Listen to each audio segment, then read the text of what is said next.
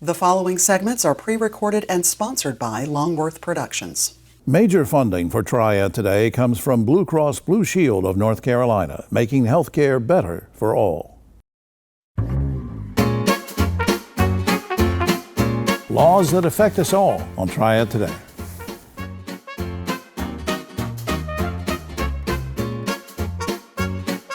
Hello everyone, I'm Jim Longworth and welcome to a special voter education legislative edition of Triad Today. Over the next half hour we will be speaking with some very distinguished lawmakers who do such good work up in Raleigh, and a gentleman who's head of an organization, and he's been a former legislator himself.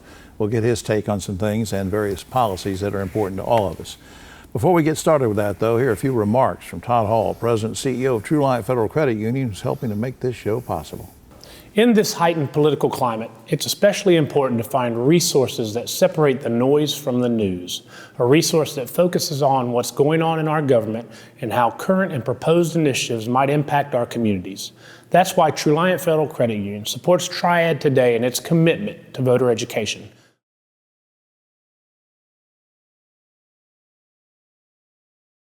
Thanks, Todd. We'll be right back. I am so Why frustrated. can no one help me? Waiting is the worst. I think it's Healthcare is broken. At Blue Cross and Blue Shield of North Carolina, we get it. Really? Really. That's why we're making healthcare better for all. Starting with you. Yes, you, Daryl. We're making plans easier to navigate by putting your benefits, prescriptions, and details all in one place. Convinced? No. But it's a start. We'll take it. Blue Cross North Carolina. Making healthcare better for all.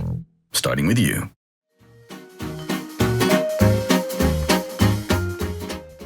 Back now on this special voter education legislative edition of Triad Today. We're so honored to have these first two folks with us to sit down and talk about some bills and policies and laws that affect all of us. On my immediate right, Senator Dana Jones. She's Republican from District 31 in Forsyth. A lot of people know you as Dana Caudle Jones because of your family business. And Senator Paul Lowe, Democrat from District 32 in Forsyth. Thanks for both of you coming. Good to be here. Thank you. Let me start. Either of you can answer this, but I'm just in general, because I'm going to ask this of our two representatives later on in the program. In general, how is the budget doing, and how are things, the finances and everything? Are we doing okay in the state, Paul? I think we're doing okay in the state. Of course, because of all that's happened with disaster relief, we are challenged with what we can do for both parts of our state, certainly for the western part of the state, but then things that have happened in the past. Absolutely. In the east, and trying to make sure we have the resources we need for whatever Mother Nature sends to us. Absolutely. Dana, same question. How are we doing budget-wise, finance-wise? How's the state looking? I think we're doing well. We're back on top for the #1 state in business, and so that helps. We've got some great things that are coming our way.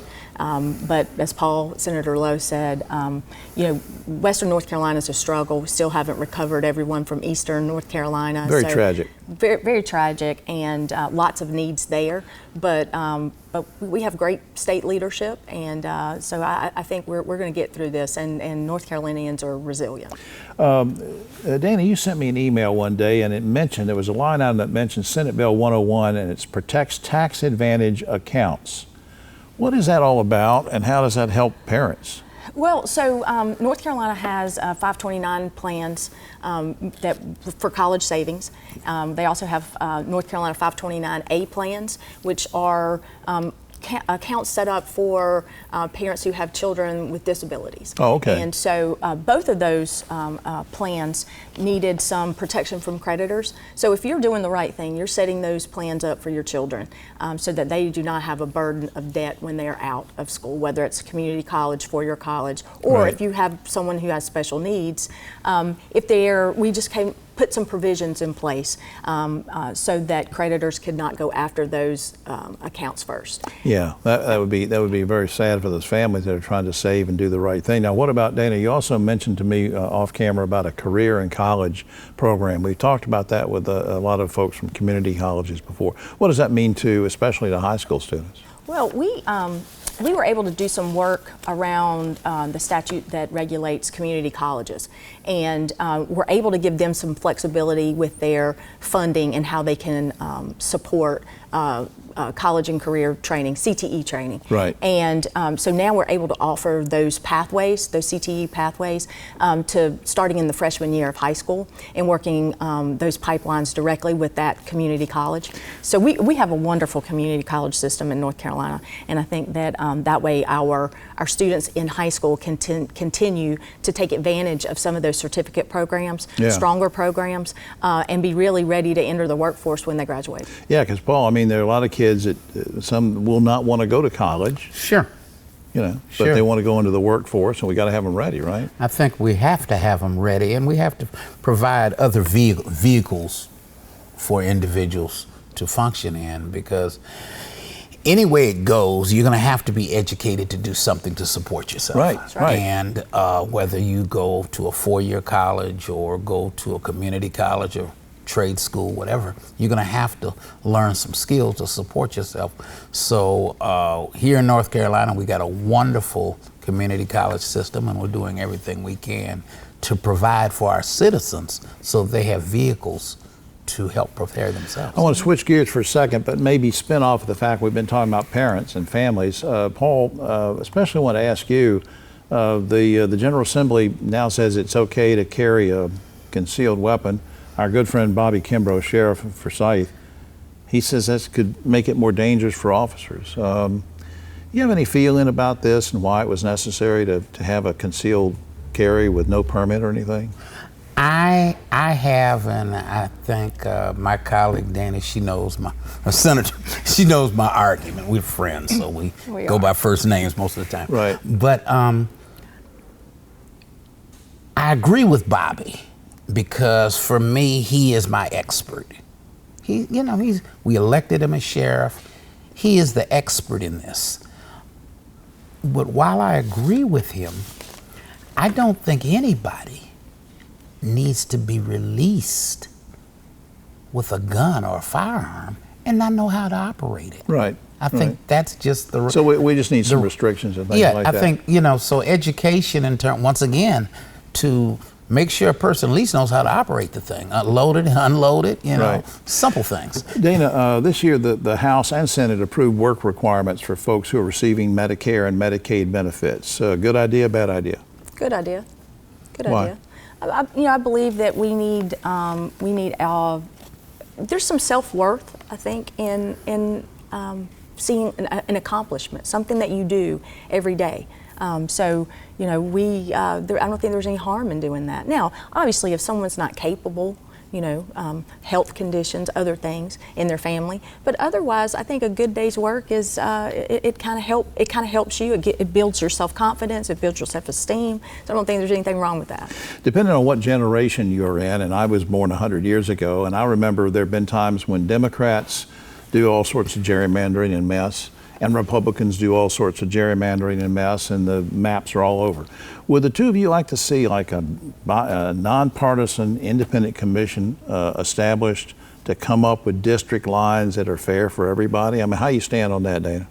Well, I mean, I think if you really look at our maps in North Carolina, I don't think we have some of the squiggly lines that you see in some of the other states. So I think people have tried to do the right thing with our districts. Yeah. There's something about the party that's in power, and I think that's Which also, changes from time to time. Changes from Paul, time what to do you time. think? We need a commission to study it, Paul? Well, I will say this. My map, I've been in office for few years, and I've seen it change dramatically from one thing to the next.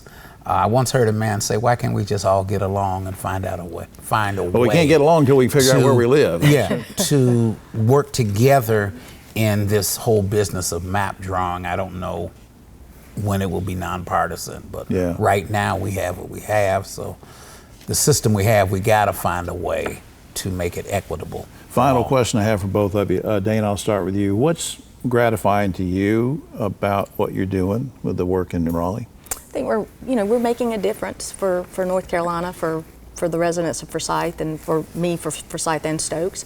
And I think people want to probably have more conversation around the 12 bills that we override a veto for the governor, but we really don't talk about the good legislation that the governor signed into law. Right. And so, I think across the, I can only speak, really on the Senate side, but across the aisle, we have good conversations. Senator Lowe and I are friends. We talk a lot about how we can help. Which I think is important for people to see you sitting here, because on both the segments we're doing today, we've got Republicans and Democrats sitting together. A few seconds left. Same question. What's gratifying to you about your job? Well, what's gratifying is I think all of us are here in the General Assembly trying to do what we can to make North Carolina a better place to live, a better place to raise our families and educate our children, work and play. And I think that's what we're trying to do. We're trying to do things to build up a stronger economy, do better by education, all of these guys. With a common goal, and I appreciate that. Up on screen, Dana.Jones at ncleg.gov. Same thing with Paul.Lowe at ncleg.gov. Hope you will check out those websites. To Dana Jones, Paul Lowe, thanks for taking a few minutes of your valuable time to come and do this. Hope you'll come back. Yes, thank you. Thank you. All right, we'll be right back after this. Right. Banking is like going for a swim.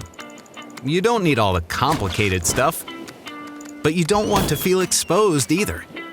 At Truliant, we give you just what you need, so you can manage your money on the go or stop by a branch whenever you need to. It's all about having options, while also keeping life simple with low rates, free financial advice, and friendly faces. So check out Truliant. We have just what you need.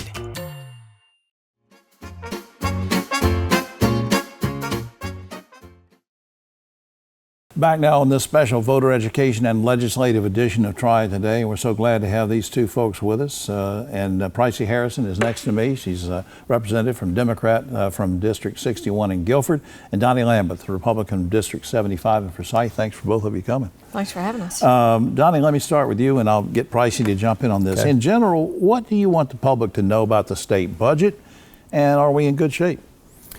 Actually, we're in very good shape. The state budget has been balanced consistently. We have a very disciplined process we work through. We look at availability, we look at finance portion, and then we look at the expenditures, and we set targets for each of our agencies. The economy has slowed down some, and we're seeing a little bit of a dip, but we have consistently been running over in revenue, our availability, and that gives us some more options to be able to do some things we normally wouldn't necessarily be able to do. Is there a law that y'all established that says you have to balance it like some state legislature? There is a law that says we have to have a balanced budget, and that's what we work towards. Yeah. Pricey, jump on the same thing, same question. How's the budget stacking up? How are we looking? Well, Representative Lambeth is clearly the expert on this. I have a slightly different opinion. I do appreciate that the House has a more fiscally responsible attitude towards the budget, but the Senate is insisting on these continued cuts to tax revenue, and it's creating a fiscal cliff down the road. So we've been producing very conservative budgets, and this year we don't have a real budget. We have a mini budget. Right. It doesn't include pay raises for teachers and state employees, and it has some pretty significant cuts to some agencies that I'm not sure are sustainable, and so I'm a little bit concerned about that, but it doesn't include all the really horrible policy provisions we've had in the past. All right, now, Pricey, while I've got you here, you sent me an email one day about a Personal Privacy Protection Act. What's that all about? Well, that was Senate Bill 416 that the governor vetoed and was overridden last month, and the issue about that is it provides an opportunity it prohibits disclosure of donors to campaign money, to legal funds, legal defense funds. So it's a way for campaign money to get into the policy-making decision makers, and it's problematic. It's very much problematic because it means a lot more dark money in our elections. All right. Donnie, let's talk about Medicaid expansion for a minute. Help me understand. It was in the news a lot. Did y'all allocate for more Medicaid expansion for more people, or what was that all about? Yeah, we were one of the first southern states to actually vote to approve Medicaid for expanded population. And we did that a couple years ago. And what that did was it enabled us to increase the number of participants who enrolled in Medicaid by about 600,000 North Carolina citizens. Wow. And we've been doing it now. It's been a very successful program. We've been able to provide health insurance for people that couldn't afford it in the past. Most of them were actually working. Right. They just couldn't afford their private premiums. We're a little concerned now with what the federal folks are doing with some of the cuts that they're making, and we're having to deal with that. Yeah. Pricey, sort of spinning off of that, I think I wrote a note here, HB 546 mandates work requirements for recipients of Medicare and Medicaid benefits. Good idea or bad idea? It's not a great idea. The problem with that is that most of Medicaid recipients are already working. And the cost of actually running that program are significant, and the return on investment is not good. It's not good. And I want to give Representative Lameth a lot of credit for getting Medicaid expansion passed in North Carolina. He's pretty much single-handedly responsible with Governor Cooper. So yeah, because a lot of the news that came out nationally, Donnie, was that it wasn't going to fly anywhere, but you made it fly. And, well, we worked on it a long time, and we had to move folks from a no to a yes. And that does take time. And fortunately, we had good support at the end. We had good bipartisan support, and we were able to implement it. And quite frankly, the stories we hear from people that are now covered are tear-jerking stories about how their life has been changed because they have health insurance. Right. And that's something, yes, I've been very proud of, but it took a long time to get everybody on the same page to be able to work with it. I was fortunate to work with Governor Cooper to be able to get this done. Pricey, not to pick on you, but I had a note here, and maybe I missed something, because when you get in your 70s, you miss a lot of things. I don't even know where I am right now, as a matter of fact. I think we're doing a TV show. All right. But I think it was HB 125 included $1 billion for teacher pay raises. You said a minute ago, didn't you, that you didn't get money for pay raises? I think there's not an across-the-board teacher pay raises. I think that, and Representative Lameth is more of an expert on that. So they did get raises? Not all. They get what you would call a step increase. That's kind of the normal increase. We're still working with the Senate on the budget. We hope to have a budget at some point. It has taken a lot of time, as Pricey said. We're hung up on the finance component, which is the tax portion. If we can get over that, I think we'll be able to get a budget done within a few weeks. Most of the budget's been worked out. There's not that much disagreement, but we're debating taxes. We're debating the salary package, and I'm very proud of what the House was able to do with teachers particularly. And we know that there's a problem with teachers. Our teachers make $41,000 a year, state's portion. And we were trying to get it up to $50,000 a year to be much more competitive with the other southern states. Right. Pricey, Senate Bill 50, I think it is, made it legal to carry a concealed weapon without a permit. Our friend Sheriff Bobby Kimbrough, who's still in our thoughts, he's still recovering from open heart surgery. He said this all put officers in greater danger. I don't want to spend a lot of time on this, but you have anything you want to mention about that? Well, sure. I mean, it's permitless carry, and it reduces the age for gun ownership from 21 to 18, and there will be no education requirement. States that have done this have had an increase in gun violence. It seems like a very unsafe bill. Right now, the governor's vetoed that, and we haven't overridden that veto, thankfully. It could be a really dangerous bill. I'd get in trouble if I didn't mention something about gerrymandering, so either of you can answer this. But Donnie, people were wondering, are you guys and gals in favor of an independent commission that would draw these lines so that we don't have fights all the time? I am, and you mentioned possibly term limits. I'm also in favor of term limits. What do you think they ought to be? I think term limits. It's interesting how, as you work in the General Assembly, it takes you a few years to kind of get up to speed. It took me a couple of years to learn how to get around and navigate getting a bill done, things like that. So, right. I'm comfortable with something like 5 terms, but I'd also like to see the years. Most states we have 2-year terms. Right. And I think it makes much more sense to do a 4-year term, potentially, or at least have the Senate with a 4-year term. Yeah, because it makes folks like you constantly going out, trying to get votes, raise money, instead of doing the work you're supposed to do. Yeah. So anyway, going back to the commission, should we have a bipartisan? I've been sponsoring that bill even when the Democrats were in charge. I agreed with independent redistricting because the way it's run now is not good. It's not productive. The states that have had these commissions have much better, more cooperative legislatures. I don't love term limits, though. You do not? I do not. I've been there 21 years, and I'm actually still learning my way around. Well, we want you to leave. That's why we're doing the no. And I don't want to lose him. He knows a lot about everything. What the final question is, before we lose time, I'll start with Pricey. What's gratifying to you about the work you've done in the Assembly and will continue to do? Well, I like having a hand in really good policy, haven't had as much of a hand in really good policy, but that's really been fun to watch, and like the energy policy, to see how the renewable clean energy industry has grown in North Carolina. And I love helping my constituents. That's really probably the most gratifying part of the job, is helping that out. Bobby, Donnie, same question for you. What's gratifying to you about your work there? Yeah, there's so many things that's gratifying. As Pricey mentioned, helping constituents. There's so many people that reach out to us because they don't know where to turn, and so they reach out to us to try to get some help. I'm a little concerned about the direction of the General Assembly. I do think it does need some overhauling, some things that we look at, but I'm just fortunate to be able to be there. I do bring a skill set that I think they need in healthcare and in budgeting. And I look forward to serving again. Absolutely. Up on screen, you can go to pricey.harrison@ncleg.gov. Same kind of thing, Donnie.Lambeth, ncleg.gov. To both of you, thank you so much for taking your valuable time to be here for a few minutes, and we appreciate all you're doing. Thank you. Thank you. We'll be right back after this.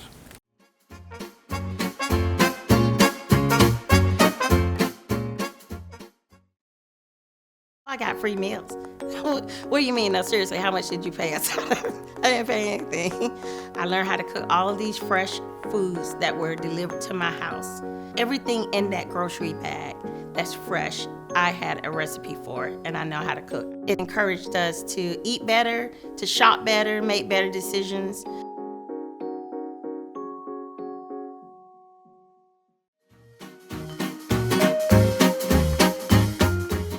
Back now in the special voter education and legislative edition of Triad Today, brought to you in part by the good folks at Triad Federal Credit Union. And our special guest is sort of a hybrid because a lot of you still think he's in the General Assembly because he was there and did such a good job, but now he's heading up in his own organization. John Hardister is former state legislator, now president of TREBEC, which stands for Triad Real Estate and Building Industry Coalition. We thought he could shed some light on various policies and things that his organization is working on that sort of jive with what we're talking about today, which is educating people about policy, and we welcome him to the show. Thank you so much for having me. Good to see you, John. What is your organization, TREBEC, and what's the mission? So we are a trade association for real estate development. So we support all types of real estate development, anything from residential, commercial, industrial, anything related to building. Which is so important these days with all the economic development going on, right? Oh yeah, sure. Yeah, I believe you interviewed somebody earlier from Jet Zero. Right. So all the jobs are coming in, Toyota, Boom Supersonic, list goes on. So there's a lot of need for development. You do a lot of coalition building and working with coalitions and partnerships. What kind of groups do you represent and work with? So we're actually fairly diverse. We have about 160 business members, anything from construction companies, engineering, banks, law firms that deal with zoning. And we have 5 member associations. We represent the Greensboro Builders, Winston-Salem Builders, High Point Builders, the Piedmont Triad Apartment Association, and NAIOP, which is commercial real estate. Wow. Now, I know that in reading things about you and the organization, you advocate for, and this is coming right from your website, responsible development. You advocate for responsible development. Now, in a way, that sounds like a pretty simple statement. Yeah. But what does it really mean? What does it mean to us? So really what it means is responsible development is when the building industry and the regulators work well together. So you have the regulators that provide the permits, the inspections, and then you have the builders that go out and actually do the work. So what we mean by responsible is everybody works together. You collaborate. You want to have quality building, but you also want to have laws that are fair, that are not too hard to or unnecessary to comply with. Not too much red tape. That's right. Yeah. And we want to have standards, but you also want the standards to be applied fairly. One thing that we focus a lot on is really just educating both sides. Yeah. Yeah. I mean, you want to make sure the builders understand what the building codes are, and also the regulators. You want to make sure they understand too. I know it. I don't mean to put words in your mouth, but as a former legislator at the state level, it probably helps you in what you're doing, because don't you lobby with legislators and say, and sort of advise them and say, here's some things, some regulations we need, here's some we don't need? How does all that come into play? Sure. Well, first of all, it's a totally new ball game to me, because it used to be I was a legislator and people were talking to me about their concerns, and now it's the other way around, where I'm the one doing the advocating. We work really well with everybody, and the cool thing about it is building is not a partisan issue. That we all agree we need to have more housing. There is a housing shortage. Everybody knows that. And when you have all the jobs come into Triad, you have to streamline the building process, and the cool thing is it's not an issue that's really a political football at this time. Well, what kind of successes have you had? Can you name something that was kind of special to you that your organizations has helped put together? Sure. Well, for one thing, we did play a role in Jet Zero. So not many people know this, but the Greensboro Chamber is actually a member association of Triad. They're not a building industry type of stakeholder, but they are in economic development. Well, I'm actually the lobbyist for the chamber, and so that means I'm the Greensboro Chamber. Right. So that means when Jet Zero was looking at PTI, you were sort of an ambassador at that point. Yeah, and I was honored to be involved in that. And of course, it's one of those things that's kind of burning a hole in your pocket. You want to talk about it, because it's so exciting. Yeah. But we had to follow the protocols and work with the legislature and Department of Commerce, and luckily we got it done. It's super exciting. Oh man, it's going to make a big difference for it. Final thing, I have a few seconds left. What's gratifying to you about what you're doing now? What's gratifying is that everybody needs a home. Like it's something that's just essential, like the American dream. Whether you're renting or ultimately you want to own a home, it's super important. That's really a nest egg for people's retirement, and also a place to go shopping, a place to work. A place like this museum. This place had to be built. Absolutely. So just playing a role in providing a place for people to live, work, go shopping. Right. It's gratifying to play a role in that. Well, I appreciate what you're doing. Up on screen, you can go to Trebec.org. That's TREBIC.org, and check that out and see all the great things that John and his team are working on our behalf. Helps everybody in a bipartisan way, because as you said, everybody is wanting the same things, and we certainly work toward that. Thanks for spending time with us. My pleasure. Thanks for having me. My friend. I'll be right back with some closing thoughts.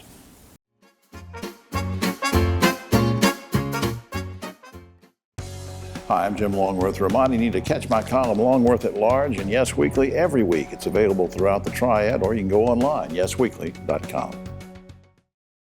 Banking is like going for a swim. You don't need all the complicated stuff, but you don't want to feel exposed either. At Truliant, we give you just what you need, so you can manage your money on the go or stop by a branch whenever you need to. It's all about having options, while also keeping life simple with low rates, free financial advice, and friendly faces. So check out Truliant. We have just what you need. Major funding for Triad Today comes from Blue Cross Blue Shield of North Carolina, making healthcare better for all.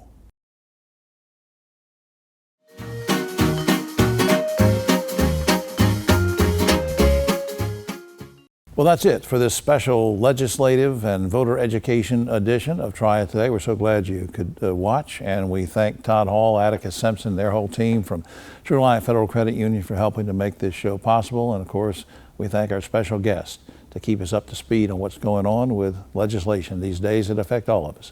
For all of us here at Triad Today, I'm Jim Longworth. We'll see you next week.